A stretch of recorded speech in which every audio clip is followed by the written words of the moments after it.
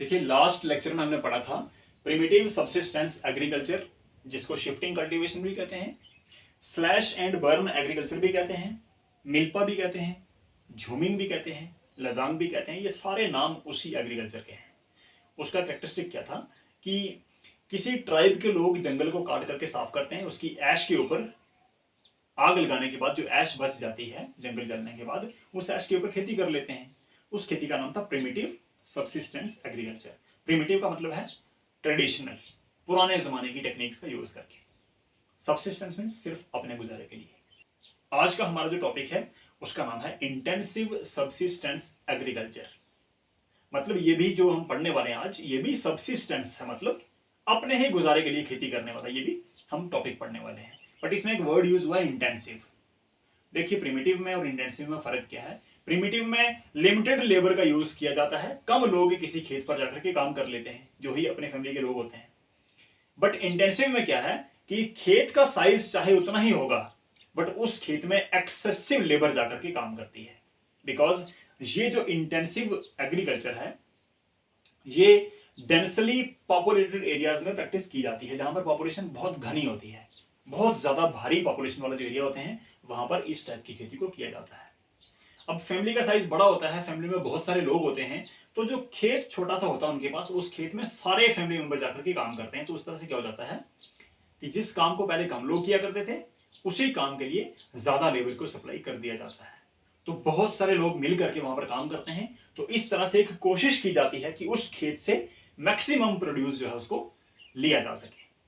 तो इसलिए क्या होता है कि लेबर को ज्यादा सप्लाई कर दिया जाता है, इसलिए इसको इंटेंसिव सबसिस्टेंस एग्रीकल्चर बोलते हैं। अब जितने मर्जी लोग काम कर लेंगे, जब खेत का साइज ही उतना सा है तो उसमें से कितनी ज्यादा प्रोड्यूस निकलेगी। आप मेरी बात को समझ रहे हो ना। खेत का साइज उतना ही है, क्योंकि पॉपुलेशन बहुत घनी होती है, तो लोगों के पास कम कम जमीन जो है वो डिस्ट्रीब्यूट होती है, ठीक है। बट उस छोटे से जमीन के पीस के ऊपर बहुत ज्यादा लोग मिलकर के काम करते हैं, बिकॉज पॉपुलेशन बहुत ज्यादा होती है। मैं अभी आपको समझाने वाला हूं कि कौन कौन से एरिया में इस एग्रीकल्चर को प्रैक्टिस किया जाता है। तो जब ज्यादा लोग मिलकर के काम करते हैं तो थोड़ी बहुत जो प्रोड्यूस है वो बढ़ जाती है, लेकिन खेतों का साइज तो उतना ही रहता है।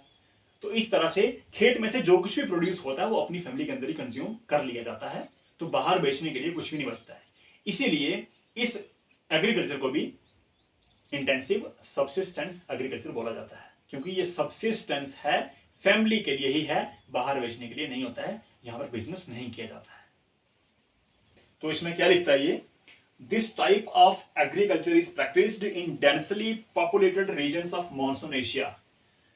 एशिया कॉन्टिनेंट के जो मॉनसून रीजन है, जहां पर भारी भरकम आपको पॉपुलेशन मिलती है, उन पॉपुलेशन वाले एरियाज में इस तरह की खेती को प्रैक्टिस किया जाता है। This type of cultivation is either dominated by weight paddy cultivation and crops other than paddy. ध्यान देना, इस टाइप की कल्टीवेशन के अंदर जो ज्यादा इंपॉर्टेंट जो क्रॉप है वो पैडी होती है, मतलब चावल की जो फसल है वो सबसे ज्यादा इंपॉर्टेंट होती है इंटेंसिव सबसिस्टेंस एग्रीकल्चर वाली प्रैक्टिस के अंदर, ठीक है। यानी ज्यादा लोग किसको उगाते हैं, चावल को। और जहां पर चावल नहीं उगाए जाते हैं, चावल के साथ साथ कुछ और फसलें भी यहां पर उगाई जाती हैं। आगे लिखता है, the per unit yield is high but productivity is low as land holdings are small due to high density of population, less use of machines, family labour involved and farm yard manure is used. क्या होता है, यहां पर खेतों का size छोटा होता है, इसलिए ज्यादा लार्ज स्केल पर प्रोडक्शन नहीं होती है फसलों की, और बड़ी मशीन्स का यूज नहीं किया जाता है। फैमिली मेंबर्स मिलकर के काम करते हैं और अपने जानवरों का जो मैन्योर होता है, जो उनका गोबर होता है, उस गोबर का यूज करके एज अ फर्टिलाइजर इसको अप्लाई किया जाता है। तो मतलब टेक्निक्स का यूज यहां पर भी नहीं किया जाता है, और फैमिली और अपने एनिमल्स का यूज करके एग्रीकल्चर को प्रैक्टिस किया जाता है यहां पर, ठीक है। आगे इसमें लिखते हैं, crops other than paddy or wheat, soybean, barley, sorghum grown in northern China, Manchuria, North Korea and Japan. चावल के अलावा कौन कौन सी फसलें इस सिस्टम में उगाई जाती हैं, तो मैंने यहां पर इनके नाम ले लिए। आप इंटरनेट पर जाकर के इनके फोटोज देख सकते हो कौन कौन सी फसलें हैं और कौन कौन से रीजन के अंदर। अब यहां पर मैप पर देखोगे आप, northern China, Manchuria, Manchuria China का ही एक प्लेन है, एक मैदानी इलाका, उसका नाम मंचूरिया है। साथ साथ में नॉर्थ कोरिया और जापान, इन रीजन्स के अंदर इंटेंसिव सब्सिस्टेंस एग्रीकल्चर को किया जाता है। In India it is practised in Indo Gangetic plains, dry parts of western and southern India. अगर इंडिया की बात करें तो जो नॉर्दर्न प्लेन्स ऑफ इंडिया है, जिनको इंडो गैंगेटिक प्लेन भी कहा जाता है, भारी पॉपुलेशन वाला एरिया है ये, ठीक है, यहां पर की जाती है। इसके साथ साथ वेस्टर्न और सदर्न इंडिया में भी ये इंटेंसिव सब्सिस्टेंस एग्रीकल्चर को किया जाता है। तो इस तरह से हमने ये समझा कि इंटेंसिव एग्रीकल्चर में क्या होता है कि फैमिली लेबर का यूज करके ज्यादा लोग मिलकर के खेतों में काम करते हैं और प्रोड्यूस को मैक्सिमम लेने की कोशिश करते हैं। टेक्निक्स का यूज यहां पर भी नहीं किया जाता है, बड़ी बड़ी मशीन्स का यूज या फिर कमर्शियल लेवल पर लार्ज स्केल पर फसलों को नहीं उगाया जाता है।